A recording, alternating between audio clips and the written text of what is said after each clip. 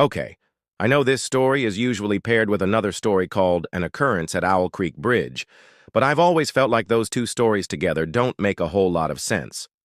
So let's just look at this one today. In this story, a man named Peyton Farquhar stands on the railroad bridge at Owl Creek in northern Alabama. It's the Civil War era, and the Union Army has recently repaired the bridge, which was previously destroyed so that trains could run supplies up and down the Tennessee River. The Federals have posted signs warning civilians that anyone caught interfering with the railroad would be hanged. And Mr. Farquhar, a wealthy Alabama planter and slave owner, has been planning to burn the bridge. He has everything ready, including a pile of dry driftwood right up against the bridge. But he's having second thoughts. One evening, a soldier in gray rides up to his house asking for water. While his wife goes inside to fetch some, Farquhar asks if he can spare a moment to talk, and Farquhar asks him for news from the front. The soldier tells him that the Yankees have repaired the Owl Creek Bridge and have issued an order that any civilian caught interfering with the railroad will be hanged. When Farquhar asks about the bridge's defenses, the soldier mentions a single picket post and a sentinel, and he notes that a pile of dry driftwood against the bridge would burn like tow. After drinking, the soldier thanks them and rides away. He was, in fact, a Federal scout in disguise, and his information was a trap. The next morning, Farquhar gets dressed in his best clothes, combs his whiskers, and eats a good breakfast. Then he walks out to the edge of his property to meet a friend. But when he reaches the bridge, he's arrested by two private soldiers and a sergeant from the Federal Army. He's accused of planning to destroy the bridge, and though he denies it, he knows it's useless to argue. A captain armed with a pistol stands nearby giving orders. Two other soldiers guard the far ends of the bridge, and across the way, a company of infantry soldiers stand at parade rest to witness his execution. Everything is still and quiet. There's not even the sound of birds. The etiquette of death is observed. The condemned man receives no quarter. Finally, when everything is ready, the sergeant steps onto the plank that Farquhar is standing on. He leans down and asks Farquhar if he has any last words. He says, "I want to tell you that it is the right of every citizen to burn bridges." The captain shouts, "Drop him!" and the sergeant steps aside. The plank tips.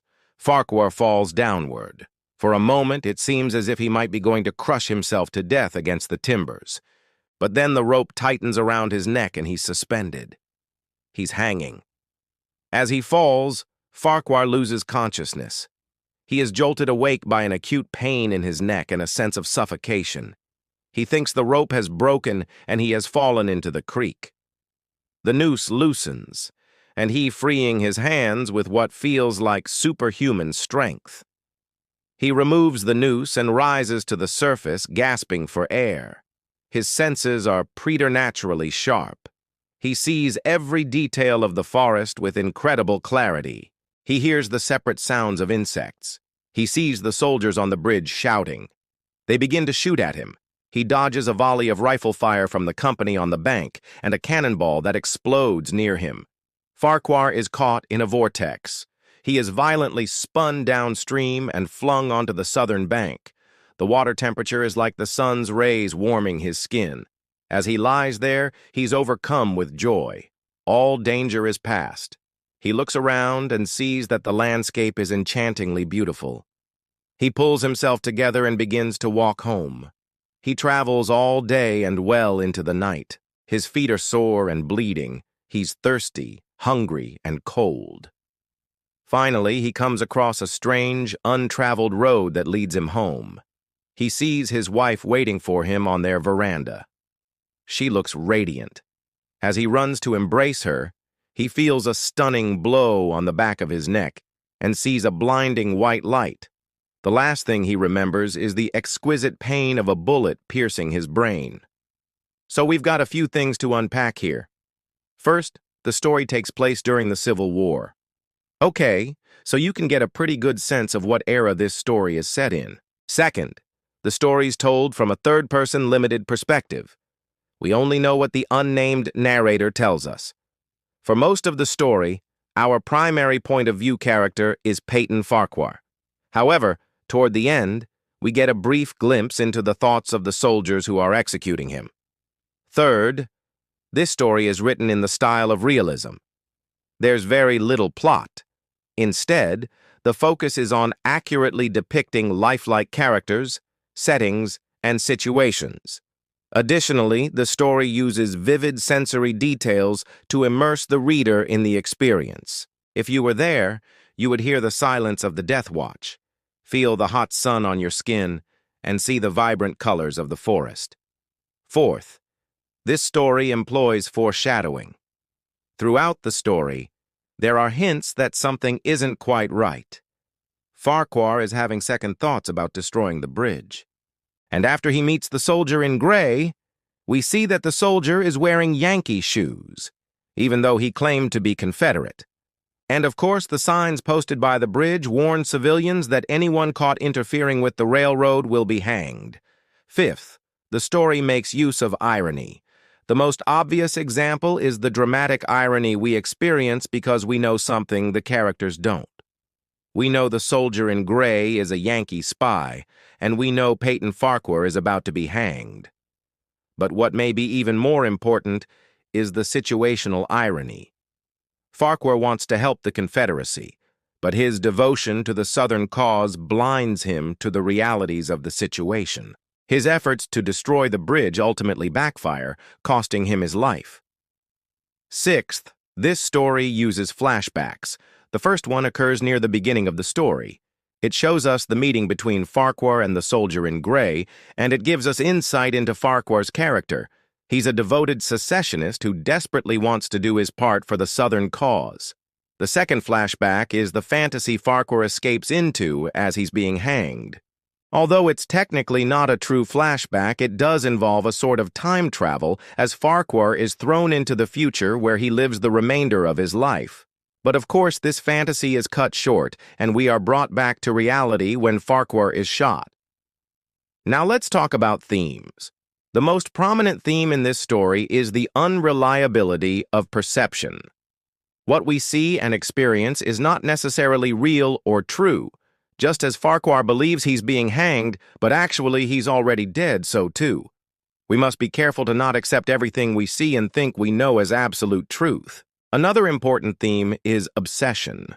Farquhar is obsessed with doing something for the Confederacy, but his obsession blinds him to the realities of the situation. In his mind, he has to destroy the bridge, even though there's no real benefit to it. It'll probably cost him his life, as it does. Still another theme is futility. Much of this story revolves around the senselessness of war. The destruction of the bridge has no real purpose and serves no strategic value. It's pointless. Similarly, Farquhar's death is meaningless. He doesn't save the South, nor does he do anything of real value. The war is lost.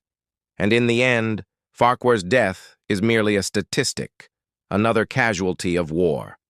A fourth theme is fate. From the moment Farquhar meets the soldier in gray, his fate is sealed. He is doomed to die. He tries to deny it, but the evidence is clear. The signs by the bridge, the soldiers, the noose. No matter what Farquhar thinks or does, he cannot change his fate. It's inevitable. Now, finally, let's talk about the title. The title of this story is simply The Death of a Counter Confederate. What the title suggests is that this story is about the death of someone who opposes the Confederacy. But that's not true. This story is about the death of a Confederate. The irony is that this story is actually a part of what's known as a double feature with another story titled An Occurrence at Owl Creek Bridge. Together, the two stories present both sides of the battle. In An Occurrence at Owl Creek Bridge, we see the story from the perspective of the Union soldiers who capture and execute a Confederate soldier. All right, on to some writing craft stuff. In this story, there's a stark contrast between the stillness of the actual execution and the movement in Farquhar's fantasies. This contrast emphasizes Farquhar's desperation to break free and escape the noose. Another interesting element of the story is the sudden shift in tone when Farquhar escapes into his fantasy. The story moves from a realistic and matter-of-fact tone to a more dreamy and fanciful one. This shift allows the reader to vicariously experience Farquhar's longing for freedom and escape. All right, let me know in the comments if you think you could write a story like this one. What do you think? Is this your favorite story by this author? Have you read anything else by him? Let me know in the comments. And finally, do you want to keep reading? If so, I hope you'll consider subscribing so you can join me every week for more deep dives into short stories. Thanks so much for watching. See you next time.